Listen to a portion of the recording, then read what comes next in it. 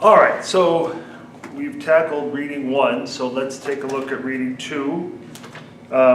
This is Stephanie Kuhn's piece, starts on page 7, How History and Sociology Can Help Today's Family. So this is kind of a primer for novices to sociology on how sociological theories can directly impact your life and how you can use your sociological imagination. So this is also about the sociological imagination, looking at personal issues you might have in your family dynamic and seeing how they are shaped by society. So she looks at two facets of family dynamics. One is the teen-parent relationship, and another is the male-female dynamic, husband-wife dynamic in a family. So in the first one, she talks about the changing nature of childhood and how that changing nature of childhood has impacted the relationship that parents have with their children. So if you think about, and here's an example, children, people, human beings, mature earlier than ever before. So 100 years ago, a female might enter puberty at age 15 or 16. Lately, girls can enter puberty by age 12 and sometimes as early as age 11 or 10 sometimes. Boys used to enter puberty at 16 and now sometimes it's 13 or 12.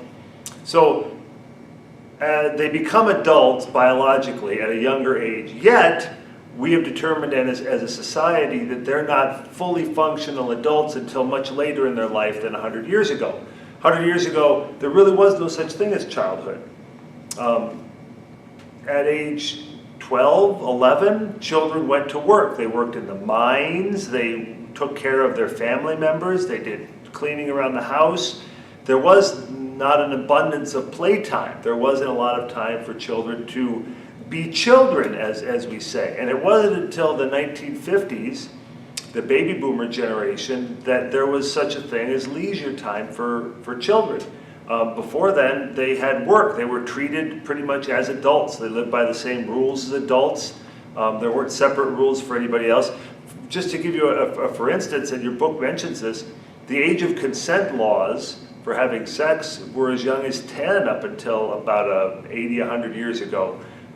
We tell our children that they can't have premarital sex or they can't engage in sexual activity when they're young, but it's done when you're older. And it used to be 100 years ago, you weren't allowed to engage in premarital sex or extramarital sex at all. So the rules have changed between adults and children. Children are maturing younger or at younger ages, and yet we're not letting them emotionally be mature until older ages. So all of that put together, when they hit puberty, the children start to think like adults and maybe want to feel like adults, and yet we're telling them that they're not ready to participate in society as adults. We want them to continue to go back to school and get their schooling. It used to be that at 12, 13, 14, 15, kids would go work in the mines. They would do labor and construction and other skilled activities that required, effort. And now we tell them they need to concentrate on their schooling. So they don't get the life lessons that generations past used to get. If they do start work, it's maybe at 16 in a retail environment. When I was 16, I got my first job working at a Safeway. But my grandfather was in Chicago, and he worked at a tanner when he was like 13 in the 1920s, I think. So that's not preferable. That's not what we want to do. But you can see how children are forced to mature at a young age 100 years ago, and now we post-date that. We won't let them do that. So part of the push and pull in today's society is that we don't want the children to become as emotionally mature as their biological clock is telling them to be. And in the past, we were making them be more emotionally mature than their clock was. So that is a dynamic that can cause stress in a family situation where the kids are pushing more than the parents want to let them go. And in the past, the parents were anxious to push the kids out the door, get them experience, get them out in the working world, because maybe they thought it was a good idea, but also because back then, they needed the income from the children, they needed the labor from the children, they needed the children to help around the house. Now being a kid means having fun, and in the past being a kid did not mean having fun. It meant that you had to work. So that's one of the dynamics, how society shapes the relationship that parents have with their children. The other one looks at husband-wife dynamics and uses a concept that Kuntz calls situated social power, and looks at how in many relationships, husband-wife relationships, boyfriend-girlfriend relationships, live-in relationships where you form a nuclear family, whether you're married or not, even if you try to present your relationship as egalitarian, as equal, as husband and wife being equal. I try to believe that the relationship my wife and I have with each other is equal. We make decisions together, we do things together. In reality, she says, in today's society, and across all societies, men have more social power than women do. And you could look at incomes, you could look at rates of poverty, you could look at power, you could look at politics, you could look anywhere you want to look, and men have more wealth, men have more resources, men have more access to things. Now that's changing, and it's changed a lot in the course of the last many centuries, and in the last 100 years, and the last 50 years, but still to this day, men have access to more resources, men have more social power than women do. So she argues that with that as the sociological framework, you can see how any relationship between a man and a wife, now we're talking heterosexual relationships, is what she's speaking of because she's talking about gender, there's going to be a situated social power that's present there. It's situated by society, that the male has more social power than the woman does. And because of that dynamic, no matter how hard you try to be egalitarian and equal and all those things, because of that dynamic, the relationship is going to be shaped by that. So if the man says, as the reading suggests, if the man says, I don't care where we go out to eat, I don't care if the laundry's done, I don't care if this is done, I don't care, if the bed sheets are clean, I don't care if the towels are folded, while the wife is saying, I have to do all these things, I have to fold the towels, I have to keep the house clean for you, and the man is saying, well, I don't care about that. The fact is that the presence of that social power means that she thinks she needs to do that to keep her man, so to speak. That's what is expected of her. It's expected that she keeps a clean house. It's expected that women present themselves nicely. It's expected that women put on makeup. It's expected that women maintain a certain figure. It's expected that women present themselves a certain way. Why? Because that's what's socially expected of them. Because men have a certain amount of power determining how a woman should behave. Now, many men would say, I don't want that power or need it, but that doesn't matter. It doesn't matter whether or not the husband cares if the towels are folded properly. The fact that the woman thinks that they should be folded properly is an example of that situated social power. And you can't just ignore it. You can't just pretend that social power doesn't exist, that there's a power difference there. You have to acknowledge it, and you have to work through it. Much in the same way, I think later in the book, there's a reading about bosses and employees, and how when bosses try to hold retreats and activities that level the playing field, right, where they interact with one another as equals, it never works because there's always that social power there, that dynamic where who's in charge. For example, if any one of you, and when I was in grad school, I had a professor who invited his students at Christmas to his house, and they'd have wine, and I'm sure it was a very fancy, expensive house. I never went. But he wanted to see his graduate students as equals.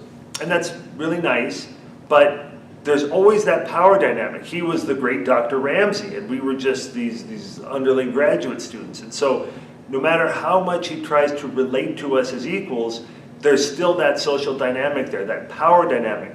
If we all interacted together as a group, no matter how much I wanted you to treat me as an equal, you wouldn't be able to because of the situated social power. I have more social power in this dynamic of the classroom, and so does Dr. Chatterjee, than you do. And if we went into a different environment, then maybe you would have more social power. I don't know how long it lasts. For example, in 10 years, when you're nurses and I get hurt, I go in to see the doctor, will I still have more social power than you? I think in that moment, I might, because in your brain you're still thinking that way. I wouldn't think that way. I would think you would have more social power. But Anyway, so it's not about whether or not an individual wants to have the power that they have. It's not about whether a husband wants to have the towels folded that way. It's the social dynamic. It's the social power that he has that makes his wife, or it's the social power I have that makes my students act a certain way because they believe that's what's expected of them in this social power dynamic. So that's what she's talking about when she talks about how sociology can help families, just to recognize that social power dynamic that's in there in couples, in male-female relationships. And the first half is the changing nature of childhood and how parents have to wrestle with that. It doesn't really answer a lot of questions, but if you acknowledge those things, right, you acknowledge those public issues, then you're better able to address your personal troubles, so to speak. Okay, so that's reading 2, and unless someone takes a break, the next thing you watch should be an analysis of, or a discussion of reading 3. You know, maybe I'll just get to reading 3, heck with it. Because it's kind of brief. It's reading 3 is called Hernando Washington, and it's done by the editor of the book, Lisa McIntyre. And Hernando Washington was a man who lived in Southside Chicago. It's on page 18. And he kidnapped, raped, and killed a woman who was from the North Side. And it's the story of his reaction to it. So he grew up on the South Side of Chicago. I think his sister was raped. He's seen murders. The police don't react. They call it a 62nd Street divorce when a husband kills his wife. So his conception of the value of life is minimized, right? Because of the social environment he grows up in, where he had been convicted of rape before, and he had gotten off.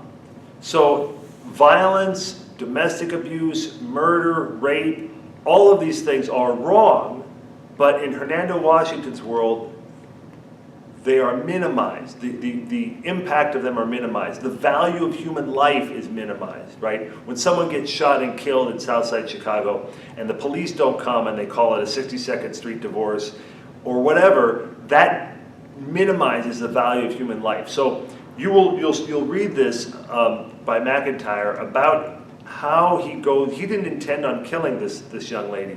How he goes from, he wanted to rob her, kidnapping her, to stuffing her in the trunk, to raping her, and then killing her. And to him, the progression and the ultimate killing was relatively logical. It made sense. And he was very surprised that people were angry with him. He was very surprised that people thought it was a big deal that he committed an act of murder, because in his social environment, he'd seen people get off murder charges. Police don't investigate. So it's using the sociological imagination to understand why people can kill indiscriminately like Hernando Washington and not necessarily feel remorse. It's not a lack of complete remorse, but it's saying, yeah, I did a bad thing, but why are you all freaking out? It wasn't really that bad. So that's reading 3 that I want you to look through. And I'm going to go back upstairs and get the, maybe I'll wait for tomorrow, but you don't care. I'm going to go back upstairs and get the homework, and we'll talk about the homework for the 3 readings you're going to have to do. So you've got The Promise, the Kuntz article about sociology and families, and Hernando Washington. All 3 of these deal with the sociological imagination, with seeing the big picture in the small details. When you see patients or when you see clients or customers, whether you're the nursing program or another program, and they tell you their story, the sociological imagination would make you wonder about more than that. What's going on in their social world that makes them behave the way they do. It's a little bit of empathy, putting yourself in other people's shoes, and in your own life, seeing the big picture of things and why things happen to you the way they do. So those are the 3 readings, and the next thing you see, I'll be back and I'll discuss the homework with you. Thank you.